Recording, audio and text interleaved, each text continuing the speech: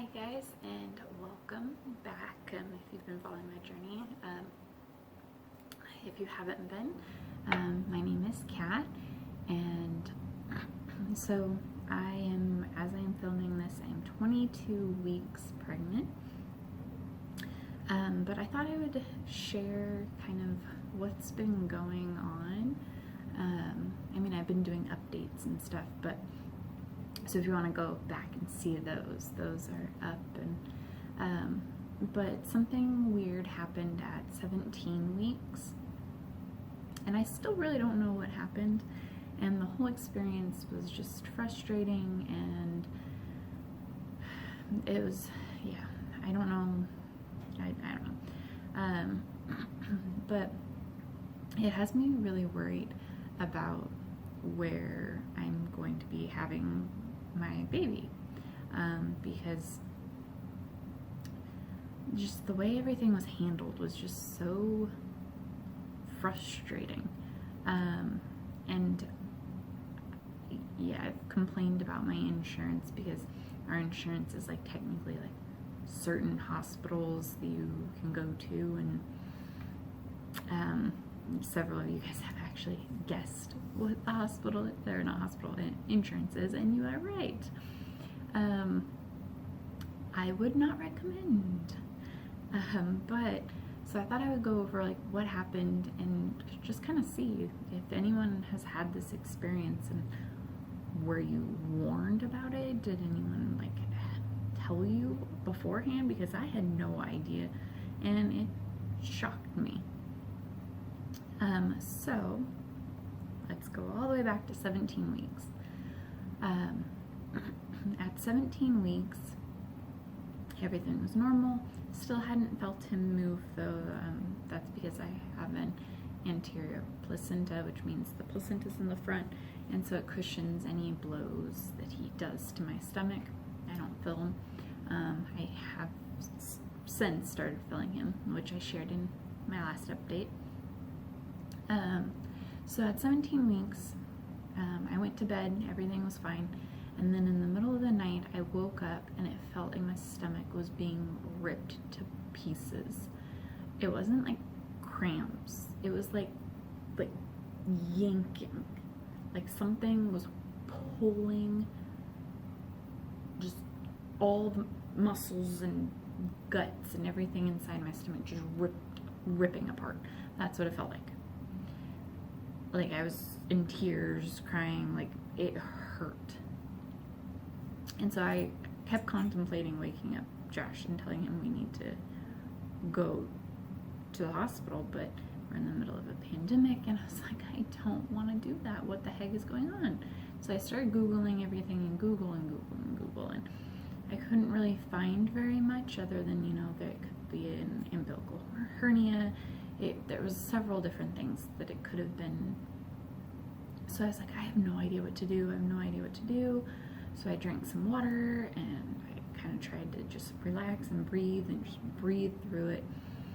And it wasn't like they were contractions. Like it wasn't like they were happening and then stopping and then coming back. It was consistent, like the whole entire time. And so the next morning, I was eating my breakfast, and I was like, okay, the pain is gone, but now it feels like I did an intense ab workout. Like, the best way to describe it was that it's not like I was in pain, but like achy, like as if I had done 2 or 3 hours worth of just ab focused workout. And that was awful, because any ab movement or anything made it ache and hurt, but not hurt like anywhere near the night before hurt. More like just ache, and I don't know how to describe it better than that. So I was like, okay, I want to figure this out. Like, I can't just let this go. So I got online and I found their, advice hotline for 16 weeks and over pregnant. And I was like, okay, I'll just ask them, like, is this normal? Like, what could have happened? Like, yeah, it's not an advice hotline. I don't know why they claim it's an advice hotline, because I noticed it's the same exact number as the call center. I'm like, what's the point of having a pregnancy advice line if it's not going to be a pregnancy advice line? Why make it? Yeah. So the first guy I got on the phone with had explained the whole situation. And he's like, oh, I can't help you with that. I'll send you to this person. Get on the phone with that person. They ask me what's going on. I tell them the whole long story. Oh, I can't help you with that. Third person, tell them the story. Oh, I can't help you with that. Fourth person finally says that they are like, oh, I'll transfer you to triage. That's the people that will know. Okay, thank you. Fifth person I talked to finally tells me, okay, what's going on? I tell them the whole story again. And then she tells me, well, it sounds like it could be a whole bunch of different things, so I don't feel comfortable telling you what it could or couldn't be over the phone, so you need to come to triage. Like, this is an advice hotline, supposedly. Like, do I really have to, like okay, fine. I'm sick and tired of talking to a whole bunch of people. That's fine. I will come in. I want to have him checked anyway to make sure everything's fine, because I can't bill him, so I don't know if everything's fine. So I go to triage, and I go in. They put the band on my hand and everything, and they made me give a urine sample. I'm like, okay, fine. And then, so I'm sitting there, and they're like, okay, now we need you completely undressed. I'm like, why do I have to get completely undressed? Don't you just need my belly? Like, I'm so confused. And so I get completely undressed. I'm sitting there for a good hour, and then they come in. And she's like, okay, so your urine tests are looking fine. And she's like, okay, explain the situation. So I was like, okay, for like the 100th time. So I explain everything that's happening. And she goes, oh yeah, your abs were separating. Okay, what does that mean? Oh, your abs separate. Okay, and there was no warning. My doctor didn't tell me that this was gonna happen. Like, nothing. Like, shouldn't you guys be giving some type of heads up? Like, oh, this might happen, or this might like. And none of the things online said ab separation. Like, okay. So she feels on my stomach, and she's like, oh yeah, baby feels fine. And so she gets out the Doppler, and she starts trying to find his heartbeat. She can't find it. She tries a second Doppler. She can't find his heartbeat. And I am about to have a freaking heart attack.